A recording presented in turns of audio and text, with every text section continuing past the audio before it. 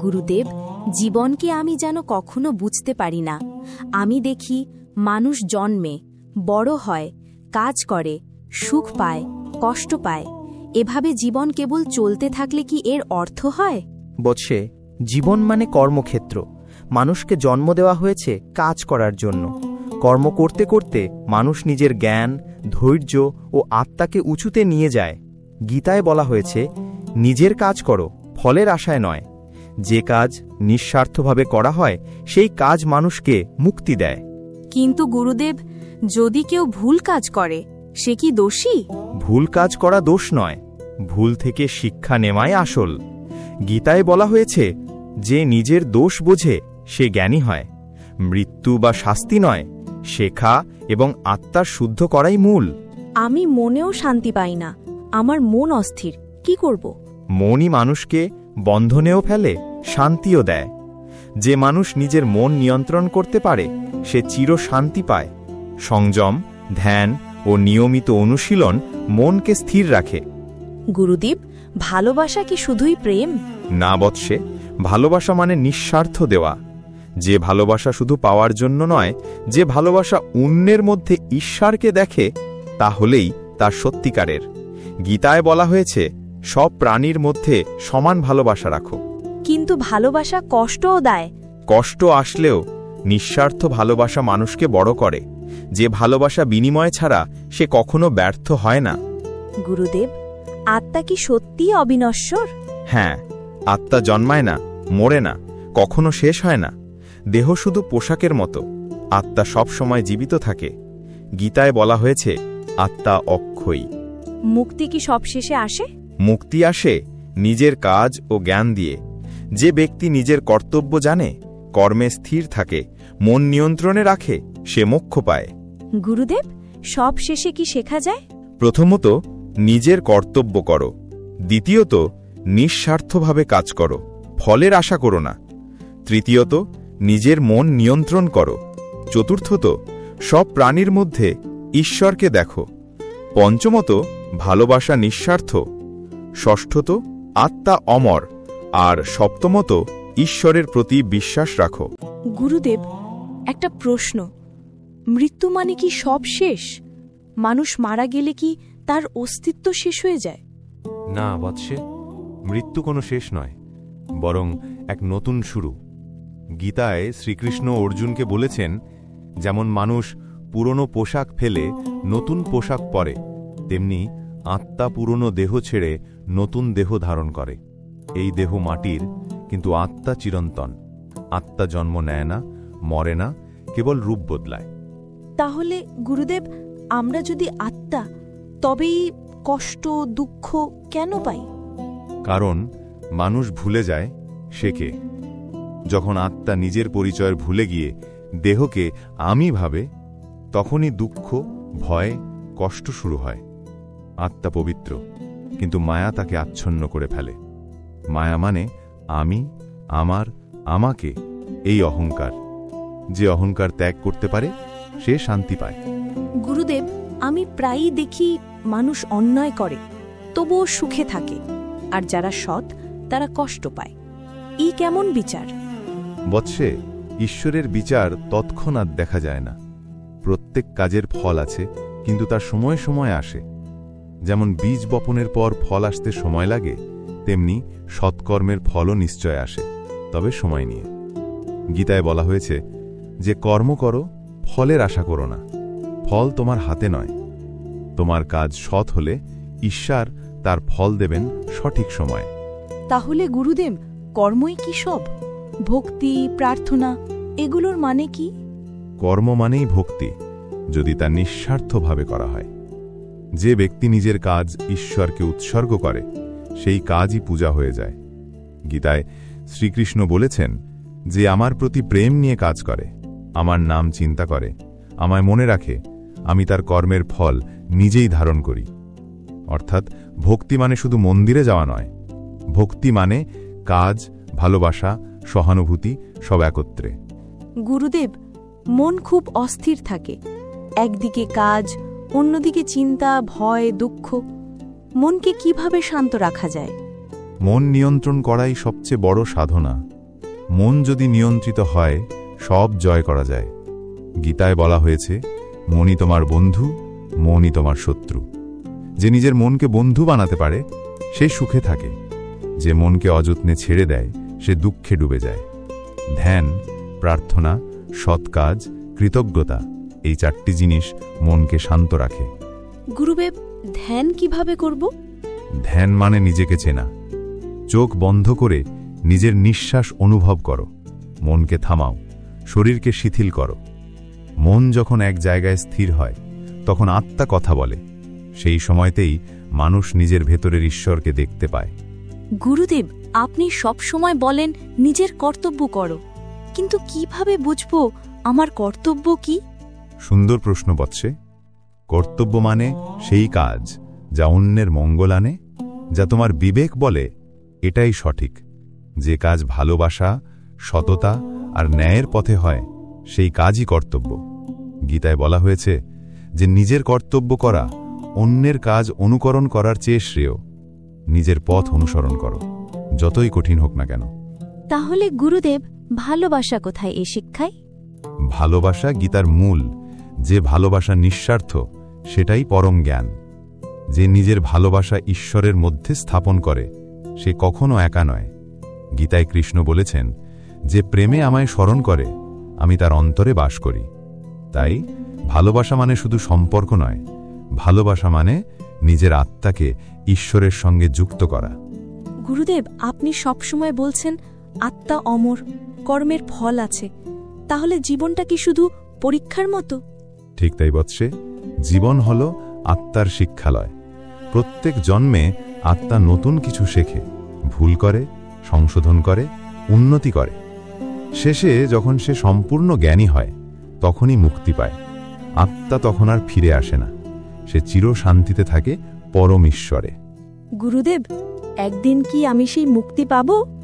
অবশ্যই বৎসে। যদি তুমি সত্যের পথে চলো, ভালোবাসা, ধৈর্য, সৎ কাজ ও ভক্তি বজায় রাখো, তাহলে তোমার আত্মা একদিন ঈশ্বরের সান্নিধ্যে পৌঁছে যাবে। গীতার শেষ সত্য এটাই, যে আমায় সর্বান্তকরণে বিশ্বাস করে আমি তাকে কখনো ছাড়ি না। গুরুদেব, আজ আমার মন শান্ত লাগছে।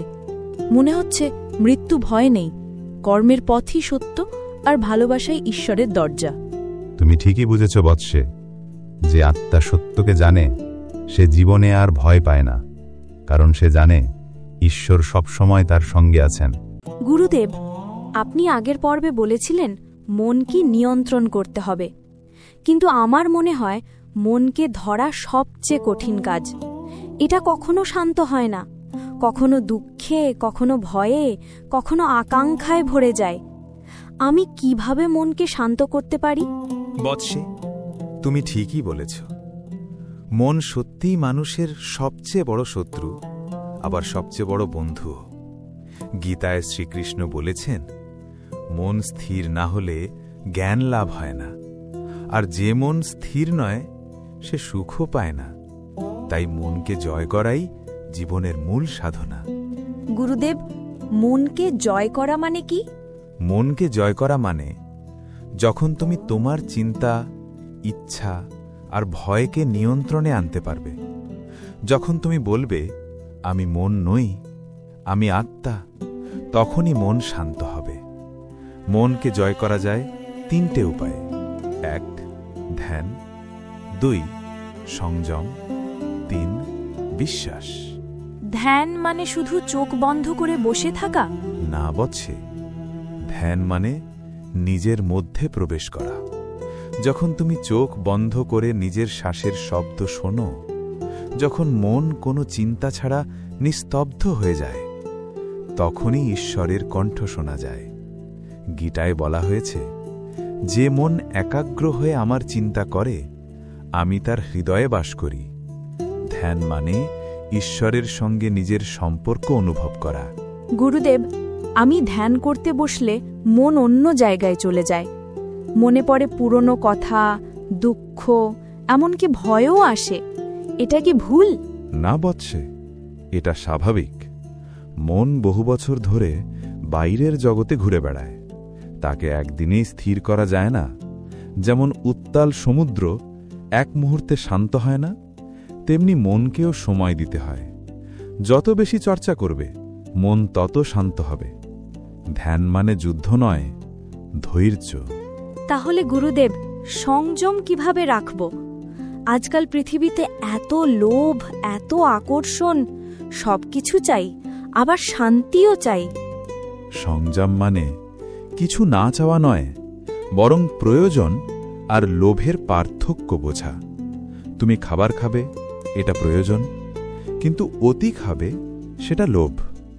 তুমি অর্থ উপার্জন করবে, প্রয়োজন, কিন্তু অন্যের ক্ষতি করে উপার্জন করবে, সেটা পাপ। সংযম মানে ভারসাম্য, যেখানে তুমি নিজের ইচ্ছাকে নিয়ন্ত্রণে রাখো। গীতায় শ্রীকৃষ্ণ বলেছেন, যে ব্যক্তি খাওয়া, ঘুম, কাজ আর আনন্দে সংযম রাখে, তার সব দুঃখ দূর হয়। গুরুদেব, আমি সবসময় ভাবি, ঈশ্বরকে কেমন করে পাব? তিনি কোথায়? মন্দিরে, মাটিতে, আকাশে, কোথায় তিনি থাকেন? বৎসে, ঈশ্বরকে খুঁজে পাওয়া যায় না, তাকে অনুভব করতে হয়। তিনি মন্দিরে আছেন, আবার তোমার হৃদয়েও আছেন। যে চোখে ভালোবাসা আছে, সে চোখে ঈশ্বর আছেন। যে মনে দয়া আছে, সেই মনেই ঈশ্বর বাস করেন। গীতায় কৃষ্ণ বলেছেন, আমি প্রতিটি প্রাণীর অন্তরে অবস্থান করি। যে নিজের ভিতরের ঈশ্বরকে চেনে, সে বাইরে খুঁজতে যায় না। গুরুদেব, ঈশ্বরকে ভালোবাসা মানে কি শুধু নাম জপ করা? না বৎসে, ঈশ্বরকে ভালোবাসা মানে তার ইচ্ছাকে সম্মান করা। যখন তুমি সৎ পথে চলো, যখন তুমি অন্যকে কষ্ট দিও না, যখন তুমি কৃতজ্ঞ থাকো, তখনই ঈশ্বর প্রেম জেগে ওঠে। ভালোবাসা মানে প্রার্থনা নয়, বরং জীবনযাপন। গুরুদেব, আপনি সবসময় বলেন নিজের কর্ম করো, তাহলে কি ধ্যান করে বসে থাকলে চলবে না? না, কখনোই নয়। গীতায় শ্রীকৃষ্ণ বলেছেন, কর্ম ছাড়া মানুষ এক মুহূর্ত থাকতে পারে না। ধ্যান মানে কর্ম থেকে পালানো নয়, বরং কাজের মধ্যে মনোযোগ আনা। যে কৃষক জমিতে কাজ করে, যে মা সন্তানকে ভালোবাসে, যে শিক্ষক পড়ায়, তারা সকলেই ধ্যানী, যদি তারা কাজের মধ্যে ঈশ্বরকে অনুভব করেন। তাহলে গুরুদেব, একজন মানুষ কবে সত্যিকারের জ্ঞানী হয়? যখন সে সুখ দুঃখে সমান থাকে, যখন তার মন আনন্দে অহংকারে ভরে না আর কষ্টে ভেঙে পড়ে না, তখন সে জ্ঞানী। গীতায় কৃষ্ণ বলেছেন, যে সুখ দুঃখ, লাভ ক্ষতি, জয় পরাজয় সমান থাকে, সেই সত্যিকারের যোগী। গুরুদেব, আমি বুঝতে পারছি, ধ্যান মানে পালানো নয়, বরং নিজের ভিতরে আলো জ্বালানো। যে আলো বাইরে অন্ধকার দূর করে না, বরং নিজের মনকে আলোকিত করে। সুন্দর বলেছ বৎসে। ধ্যান মানে নিজের ভিতরের ঈশ্বরকে দেখা। যে মানুষ নিজের ভিতরে ঈশ্বরকে দেখতে পায়, সে বাইরে কাউকে ঘৃণা করতে পারে না, কারণ সে জানে সবাই ঈশ্বরের অংশ। তাহলে গুরুদেব, ধ্যানের আসল উদ্দেশ্য কি? ধ্যানের উদ্দেশ্য মুক্তি নয়, ধ্যানের উদ্দেশ্য জাগরণ। যখন তুমি নিজের ভিতরে জেগে ওঠো, তখনই তুমি মুক্ত। যে জেগে আছে, সে ঘুমন্তদের মতো ভুল করে না। ধ্যান মানুষকে আলোয় জাগিয়ে তোলে, ভয় দূর করে, অহংকার ভাঙে, আর তাকে ঈশ্বরের সান্নিধ্যে পৌঁছে দেয়। এক, মনি বন্ধু, মনি শত্রু, একে নিয়ন্ত্রণ করো। 2, ধ্যান মানে নিজের ভিতরের ঈশ্বরকে দেখা। 3, সংযম মানে ভারসাম্য, লোভহীন জীবনযাপন। 4, ঈশ্বর সর্বত্র, প্রতিটি প্রাণীতে। 5, ধ্যান পালানো নয়, বরং কর্মে মনোযোগ আনা। 6, সুখ দুঃখে সমান থাকা মানেই জ্ঞান। 7, গুরুদেব, আমি বুঝতে পারছি আত্মা কখনো মরে না। জীবন মানে কর্ম, আর মৃত্যু মানে নতুন শুরু। কিন্তু একটা জিনিস আমি এখনো বুঝতে পারি না, ভালোবাসা কি সত্যিই ঈশ্বরের সঙ্গে সম্পর্কিত? মানুষের ভালোবাসা তো এত ভেঙে যায়, তাহলে কিভাবে ভক্তিযোগ মানুষকে ঈশ্বরের কাছে নিয়ে যায়? বৎস, তুমি এমন প্রশ্ন করেছ যা গীতা বোঝার মূল চাবি। ভালোবাসা যদি কেবল শরীর, মুখ বা কথায় সীমাবদ্ধ থাকে তবে তা অস্থায়ী। কিন্তু যদি ভালোবাসা আত্মার অনুভূতি হয় তবে সে ভালোবাসা চিরন্তন। ভগবান শ্রীকৃষ্ণ গীতায় বলেছেন, যে ভালোবাসা হৃদয় থেকে আসে আমি তার মাঝে বাস করি। অর্থাৎ ঈশ্বর কোনো দূরের শক্তি নন। যে হৃদয়ে ভালোবাসা আছে সেখানেই ঈশ্বর বাস করেন। তাহলে গুরুদেব, প্রেম আর ভক্তি কি আলাদা কিছু? না বৎস, ভক্তি মানে প্রেমের শুদ্ধতম রূপ। মানুষ যখন কাউকে ভালোবাসে সে কিছু না কিছু প্রত্যাশা করে, ফেরত ভালোবাসা, স্নেহ বা সুখ। কিন্তু ভক্তি হল সেই ভালোবাসা যেখানে প্রত্যাশা নেই, শুধু দেওয়া আছে। যেমন মা সন্তানের জন্য ভালোবাসা দেয়, সন্তান কিছু করুক বা না করুক মায়ের ভালোবাসা থাকে অপরিবর্তনীয়। ঠিক তেমনি ঈশ্বরের প্রতি ভক্তি হল নিঃস্বার্থ প্রেম। গুরুদেব, যদি ঈশ্বরকে ভালোবাসতে হয় তবে তাকে কোথায় খুঁজব? মন্দিরে, পূজার ঘরে? না বৎস, ঈশ্বর কেবল মন্দিরে নন, তিনি আছেন প্রতিটি হৃদয়ে। গীতায় কৃষ্ণ বলেছেন, যে আমাকে সব জীবের মাঝে দেখে আর সব জীবকে আমার মাঝে দেখে তার কাছে আমি দূরে নই। অর্থাৎ তুমি যদি কারো প্রতি সত্য ভালোবাসা দেখাও তাহলেই তুমি ঈশ্বরকে অনুভব করবে। তাহলে ভালোবাসা যদি ঈশ্বরের মতো পবিত্র হয় তবে কেন মানুষ ভালোবাসায় কষ্ট পায়? কারণ মানুষ ভালোবাসাকে বন্ধন মনে করে, ভালোবাসাকে মুক্তি নয়। যখন তুমি ভালোবাসায় আমার শব্দটা বাদ দেবে তখন ভালোবাসা কষ্ট দেয় না। যে ভালোবাসা অধিকার চায় তা ভোগ, যে ভালোবাসা কেবল দেয় তা ভক্তি। ভক্তি মানে নিজেকে ভুলে ঈশ্বরকে দেখা, নিজেকে হারিয়ে ভালোবাসায় মিশে যাওয়া। গুরুদেব, আমি যদি ঈশ্বরকে ভালোবাসি তাহলে কি আমার দুঃখ কমে যাবে? দুঃখ কমে যায় না, কিন্তু তুমি দুঃখের মানে বুঝে ফেলো। ভক্তের জীবনে দুঃখ এক শিক্ষক। দুঃখ শেখায় ধৈর্য, আশা আর বিশ্বাস। যে ব্যক্তি দুঃখেও ঈশ্বরের নাম জপ করে তার ভেতর আলো জ্বলে উঠে। ভক্তি কি শুধু ঈশ্বরের নাম জপ করা? না বৎস, ভক্তি হল এক অবস্থা যেখানে তোমার প্রতিটি কাজেই ঈশ্বর আছেন। তুমি যদি রান্না করো, ভক্তি। তুমি যদি কাউকে সাহায্য করো, ভক্তি। তুমি যদি নিজের কাজ সততার সঙ্গে করো, সেটাও ভক্তি। গীতায় বলা হয়েছে, যে যাই করে তা আমাকে উৎসর্গ করো। অর্থাৎ তোমার কাজ, তোমার কথা, তোমার ভালোবাসা সবই ঈশ্বরের কাছে উৎসর্গ করলে তুমি মুক্ত। গুরুদেব, ভক্তি অর্জন করতে হলে কি করতে হবে? 3টে পথ আছে। 1. শ্রবণ, ঈশ্বরের কথা শোনা। 2. কীর্তন, তার মহিমা বলা। আর 3. শ্রবণ, প্রতিদিন তাকে মনে রাখা। যখন তুমি ভালোবাসায় ঈশ্বরের নাম নাও তখন তোমার মন শান্ত হয়ে যায়। যখন তুমি তার সৃষ্টিকে শ্রদ্ধা করো তখন তোমার অহংকার গলে যায়। আর যখন তুমি তার প্রেমে নিজেকে ভুলে যাও তখন তুমি সত্যিকারের ভক্ত। গুরুদেব, আমি মাঝে মাঝে মনে করি আমি প্রার্থনা করি, তবুও ঈশ্বর শুনছেন না। তখন কি করব? ঈশ্বর সব সময় শোনেন, কিন্তু আমরা তাড়াহুড়ো করি।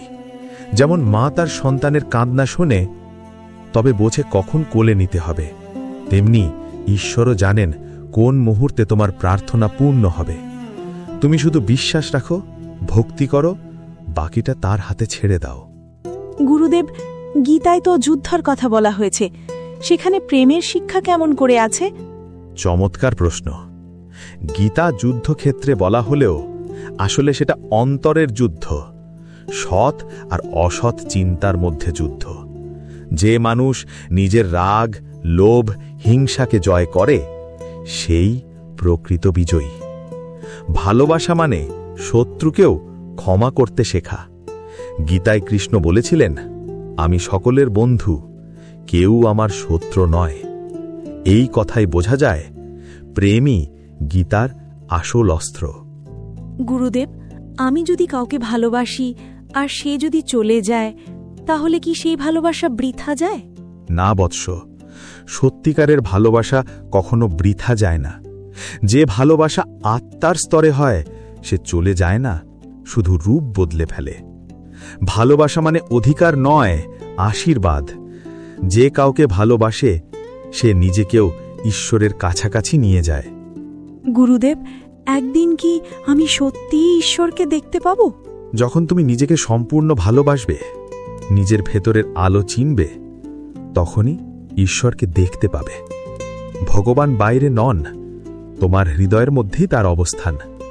যখন ভক্তি নিঃস্বার্থ হয়, তখন আত্মা আর ঈশ্বর এক হয়ে যায়। তাহলে গুরুদেব, ভক্তি মানেই ভালোবাসা, ভালোবাসাই ঈশ্বর, তাই তো? ঠিক তাই বৎস। যেখানে প্রেম আছে সেখানে ঈশ্বর আছেন, যেখানে ঘৃণা আছে সেখানে অন্ধকার। ভক্তি মানে অহংকারের মৃত্যু, ভালোবাসার জন্ম। ঈশ্বর হৃদয়ের ভেতরে বাস করেন। ভক্তি হল নিঃস্বার্থ ভালোবাসা। ভালোবাসা মানে দেওয়া, না যে নেওয়া। সত্যিকারের প্রেম কখনো শেষ হয় না। যে নিজেকে ভালোবাসে সে ঈশ্বরকে খুঁজে পায়। গুরুদেব, আপনি বলেছিলেন ঈশ্বর আমাদের ভেতরেই আছেন, কিন্তু আমি তাকে দেখতে পাই না, ছুঁতে পারি না, শুনতেও পাই না। তাহলে কিভাবে বুঝব যে ঈশ্বর সত্যিই আছেন? বৎসে, চোখ দিয়ে ঈশ্বরকে দেখা যায় না, কারণ তিনি রূপে নয়, তিনি অনুভবে আছেন। যে হৃদয় ভালোবাসায় ভরে যায়, যে মন করুণায় ভিজে যায়, যে মানুষ অন্যকে কষ্ট না দিয়ে শান্তি দেয়, সেই হৃদয়ে ঈশ্বর বাস করেন। গীতায় শ্রীকৃষ্ণ বলেছেন, আমি প্রতিটি প্রাণীর হৃদয়ে বাস করি। আমি জ্ঞানের উৎস, স্মৃতি ও ভুলের কারণ।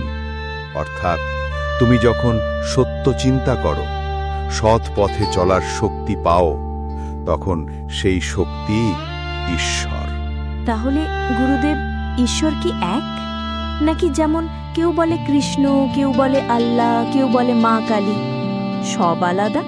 না বৎসে, ঈশ্বর এক, নাম আলাদা।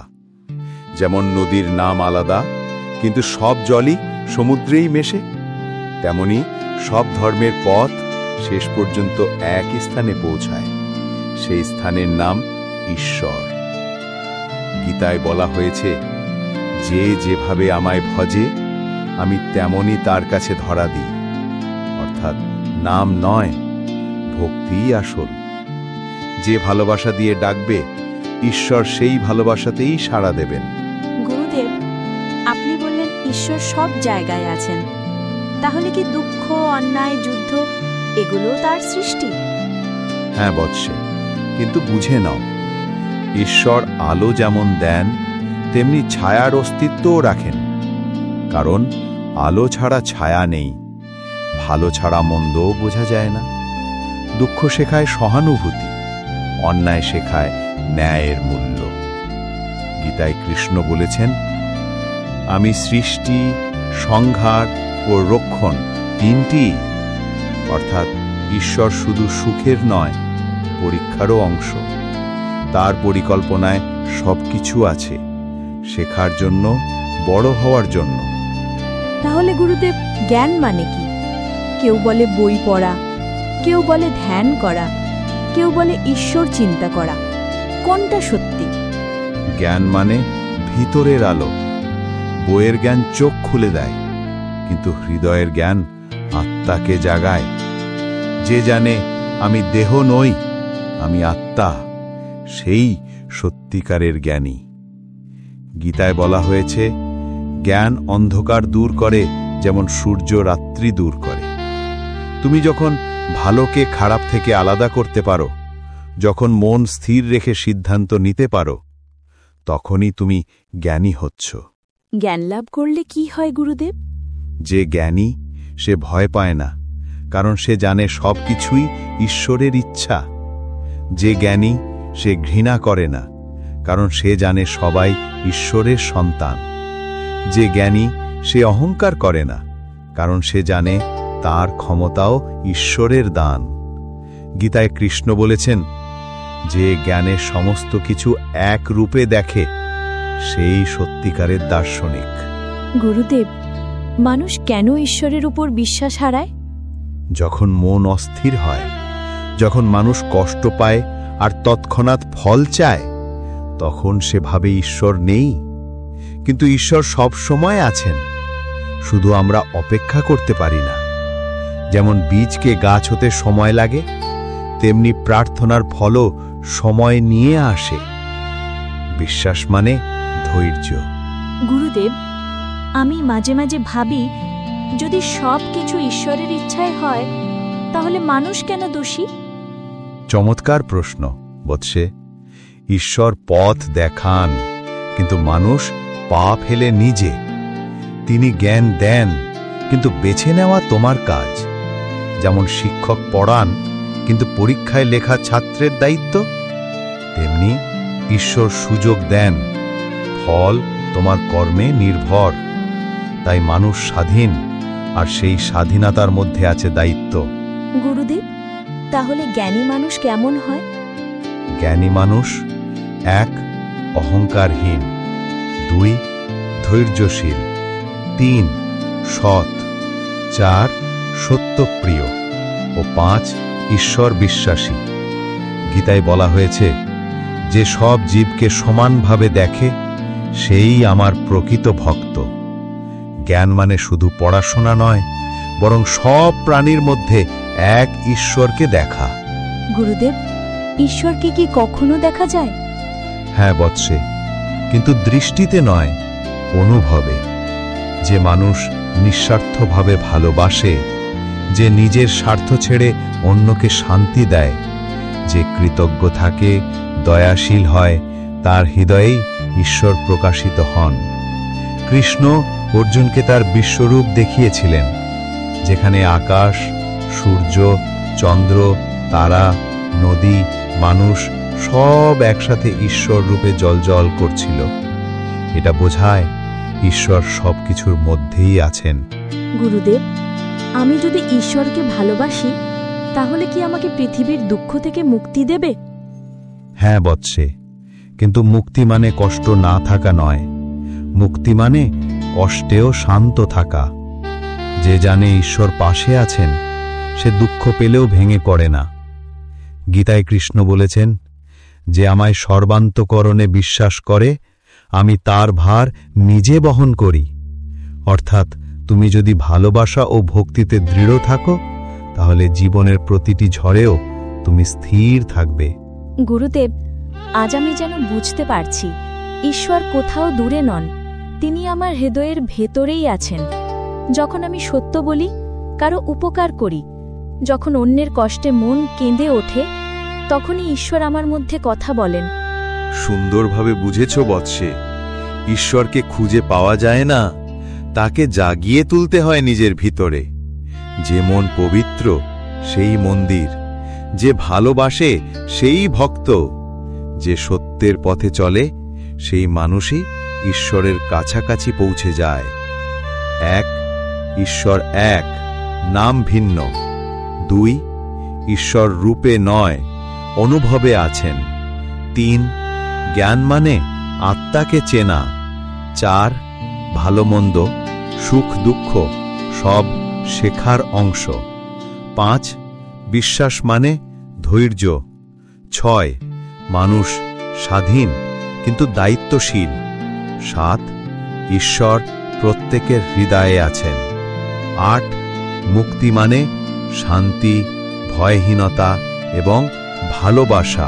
গুরুদেব, আমার চারপাশে দেখি মৃত্যু, কষ্ট, হারানো সবকিছু যেন এক ভয়ের মতো। আমরা জন্মাই, তারপর মারা যাই।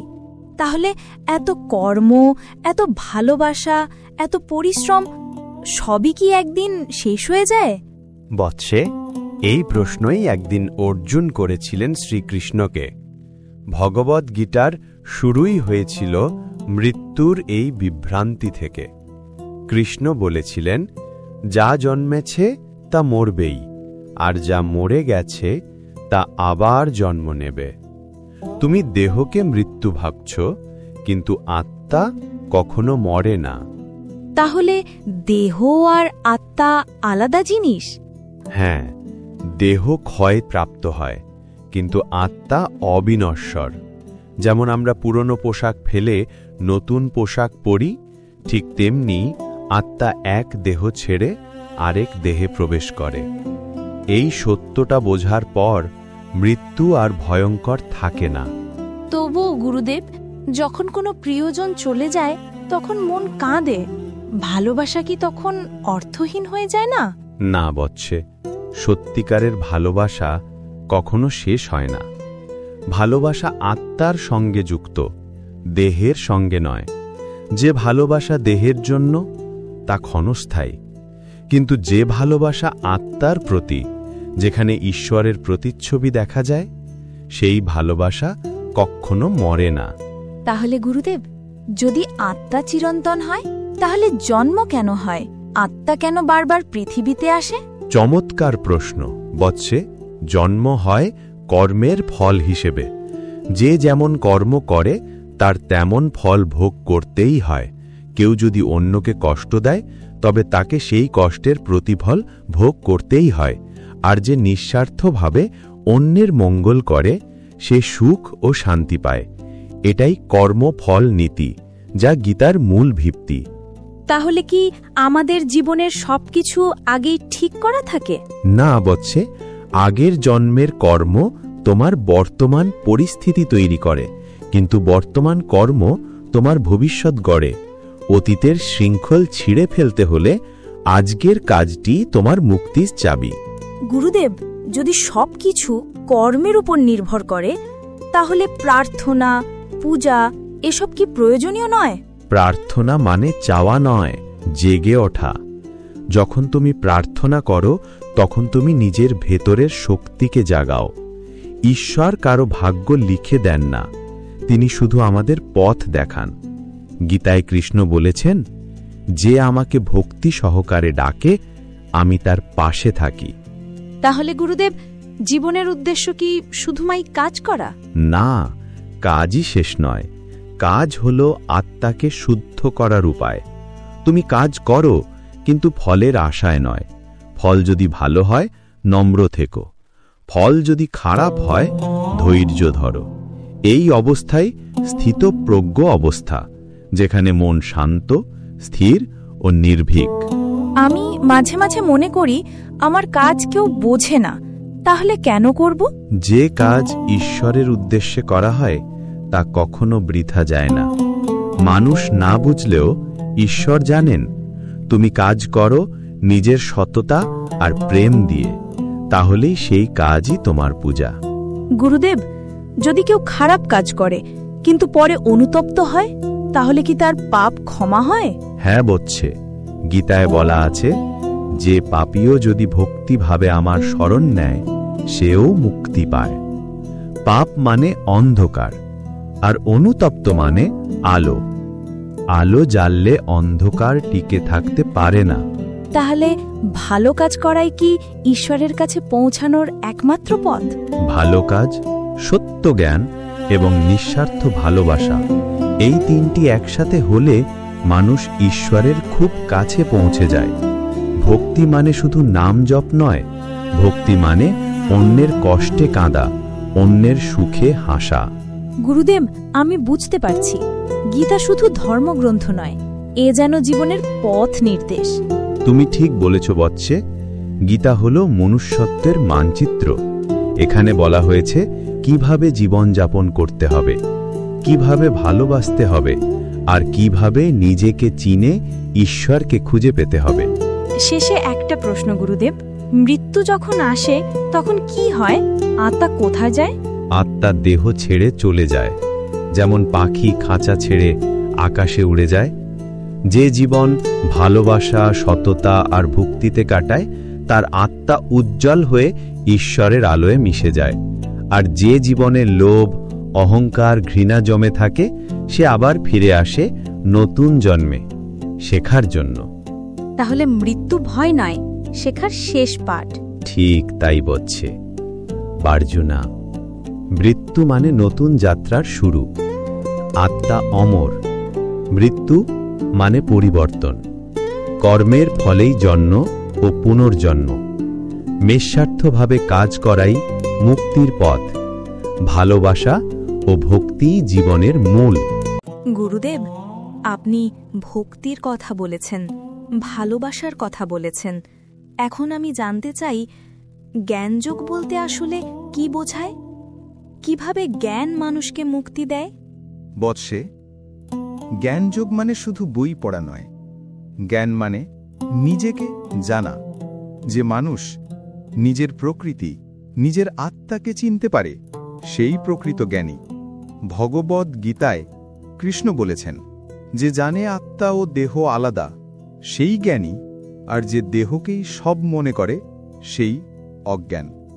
অর্থাৎ দেহ নশ্বর, কিন্তু আত্মা অমর, এই বোঝাটাই জ্ঞানের শুরু। গুরুদেব, নিজের আত্মাকে চেনা মানে কিভাবে সম্ভব? আমি তো শুধু আমার মন, শরীর আর ভাবনাকেই চিনি। তুমি ঠিকই বলেছ বৎসে। মানুষ নিজের চিন্তাকেই আমি বলে ভাবে, কিন্তু তুমি তোমার চিন্তা নও। তুমি সেই শক্তি যে চিন্তা করে। তুমি তোমার শরীর নও, তুমি সেই আত্মা যে শরীরে বাস করে। যখন তুমি বুঝবে আমি দেহ নই, আমি আত্মা, তখন তুমি দুঃখে কাঁদবে না, ভয়ে হারিয়ে যাবে না, কারণ আত্মা কখনো হারায় না। গুরুদেব, তাহলে জ্ঞানী মানুষ কেমন হয়? জ্ঞানী মানুষ কখনো অহংকারে ভরে ওঠে না। সে জানে যে সবকিছুই ঈশ্বরের সৃষ্টি। যে দুঃখ দেয় তাকেও সে ক্ষমা করে, যে ভালোবাসে তাকে সে আশীর্বাদ দেয়। গীতায় বলা হয়েছে যে আলো ও অন্ধকার, সুখ ও দুঃখ, লাভ ও ক্ষতি সবকিছুকে সমভাবে গ্রহণ করে, সেই সত্যিকারের জ্ঞানী। এই অবস্থায় পৌঁছানোই জ্ঞানযোগের লক্ষ্য। কিন্তু গুরুদেব, মানুষ তো সব সময় সুখ চায়। আমরা কষ্ট এড়াতে চাই, এটা কি ভুল? না বৎসে, এটা ভুল নয়, কিন্তু কষ্টকেও শিক্ষক হিসেবে দেখা দরকার। জ্ঞানী মানুষ জানে যে সুখ আসে, কষ্ট যায়, কষ্ট আসে, সুখ যায়। এই পরিবর্তনই প্রকৃতির ধর্ম। যে মানুষ এই ওঠানামায় স্থির থাকে, সেই মুক্ত, এবং সেই স্থিরতার নামই যোগ। গুরুদেব, তাহলে জ্ঞানযোগে কি ধ্যানের প্রয়োজন আছে? অবশ্যই আছে বৎসে। ধ্যান মানে আত্মার সংযোগ। যখন তুমি মনকে শান্ত করো, চিন্তাকে থামাও, তখন ভেতরের আলো দেখা দেয়। যেমন সূর্য সব সময় জ্বলে, কিন্তু মেঘ ঢেকে রাখে, তেমনি তোমার আত্মাও সব সময় আলোকিত, কিন্তু চিন্তার মেঘে ঢেকে যায়। ধ্যান মানে সেই মেঘ সরানো। গুরুদেব, আমি তো অনেক সময় মনোযোগ রাখতে পারি না। ধ্যান করতে গেলেই মন অন্যদিকে চলে যায়। এটাই স্বাভাবিক বৎসে। মন এক জোয়ার ঘোড়ার মতো, যাকে লাগাম দিতে হয়। তুমি প্রতিদিন সামান্য সময় মনকে স্থির রাখার চেষ্টা করো। একদিন দেখবে মন নিজেই শান্ত হয়ে গেছে। গীতায় বলা হয়েছে যে অবিরাম চেষ্টা আর ধৈর্য, এই দুইয়ে মনকে জয় করা যায়। গুরুদেব, আমি জানতে চাই, জ্ঞানযোগে ঈশ্বরের স্থান কোথায়? জ্ঞানযোগ মানে ঈশ্বরকে বোঝা, আর ভক্তিযোগ মানে তাকে অনুভব করা। জ্ঞান বলে ঈশ্বর সব জায়গায় আছেন, ভক্তি বলে ঈশ্বর আমার হৃদয়ে আছেন। দুই পথই একে অপরের পরিপূরক। যেমন নদী শেষে সাগরে মেশে, তেমনি জ্ঞান শেষ পর্যন্ত ভক্তিতেই মেশে। গুরুদেব, তাহলে ভক্তি, জ্ঞান আর কর্ম, এই তিনটে পথ কি আলাদা? না বৎসে, তিনটেই একই পথে তিন ধাপ। কর্মযোগ শেখায় কাজ করো, কিন্তু নিঃস্বার্থভাবে। জ্ঞানযোগ শেখায় কাজ আর ফলের আসল অর্থ বোঝো। ভক্তিযোগ শেখায় সবকিছু ঈশ্বরের প্রতি উৎসর্গ করো। যখন এই তিনটে একসাথে চলে, তখন মানুষ সম্পূর্ণ হয়। গুরুদেব, মুক্তি বলতে ঠিক কি বোঝায়? মুক্তি মানে বাইরের শৃঙ্খল ছিঁড়ে ফেলা নয়, ভেতরের অন্ধকার দূর করা। যখন তোমার মন আর তোমাকে টানে না, তুমি ক্রোধে প্রতিক্রিয়া দাও না, তুমি সুখে মত্ত হও না, তখনই তুমি মুক্ত। গীতায় কৃষ্ণ বলেছেন যে সব ইচ্ছা ত্যাগ করেছে, যে নিজের ভেতরে আনন্দ খুঁজে পেয়েছে, সেই মুক্ত। গুরুদেব, তাহলে মুক্তি মৃত্যুর পর আসে না জীবিত অবস্থায়ও সম্ভব? মুক্তি মৃত্যু নয়, বরং জীবিত অবস্থায় আত্মা চেনা। যখন তুমি বুঝবে তুমি এই দেহ নও, তুমি চিরন্তন আত্মা, তখনই তুমি জীবন মুক্ত। তুমি কাজ করবে, ভালোবাসবে, হাসবে, কাঁদবে, তবুও ভেতরে শান্ত থাকবে। এই অবস্থাকেই বলে জীবন মুক্তি। গুরুদেব, ঈশ্বর কি সত্যি সবার জন্য সমান? হ্যাঁ বৎসে, ঈশ্বরের দৃষ্টি সবার জন্য একই। তিনি ধনী, গরিব, বিদ্বান, অবিদ্বান সবার মধ্যে নিজের আলো ছড়িয়ে দিয়েছেন। যেমন সূর্যের আলো ভালো মন্দ কাউকে আলাদা করে না, ঠিক তেমনি ঈশ্বরও সকল প্রাণের মাঝে সমানভাবে বিরাজ করেন। তাহলে যারা অন্যকে ঘৃণা করে, হিংসা করে, তারা কি ঈশ্বর থেকে দূরে সরে যায়? হ্যাঁ বৎসে, যে ভালোবাসাকে ভুলে যায় সে নিজের আত্মাকে ভুলে যায়, আর আত্মা ভুলে গেলে ঈশ্বর থেকে দূরত্ব বেড়ে যায়। যে অন্যকে কষ্ট দেয় সে নিজের আলোকে ঢেকে ফেলে, কিন্তু একবার যদি ক্ষমা, করুণা, ভালোবাসা শেখে তাহলে আবার আলো ফিরে আসে। গুরুদেব, এখন আমি বুঝতে পারছি গীতা শুধু ধর্ম নয়, এটি বিজ্ঞান। ঠিক তাই বৎসে, গীতা হল আত্মার বিজ্ঞান। এখানে শেখানো হয়েছে কিভাবে মন কাজ করে, কিভাবে চিন্তা জন্মায়, কিভাবে মানুষ দুঃখ থেকে মুক্ত হতে পারে। যে এই জ্ঞান বোঝে সে মৃত্যুকেও ভয় পায় না, কারণ সে জানে যে আমি অনন্ত। গুরুদেব, এত কথা শুনে আমার মনে হচ্ছে জীবনটা আসলে এক বড় পাঠশালা। হ্যাঁ বৎসে, জীবনই গীতা। প্রতিটি ঘটনা, প্রতিটি মানুষ, প্রতিটি কষ্ট সবই তোমাকে শেখাতে আসে। তুমি যদি খোলা মন রাখো তবে প্রতিটি দিন এক নতুন শ্লোকের মতো মনে হবে। গুরুদেব, এখন আমি বুঝতে পারছি ভালোবাসা, জ্ঞান আর কর্ম সবই এক সূত্রে বাঁধা।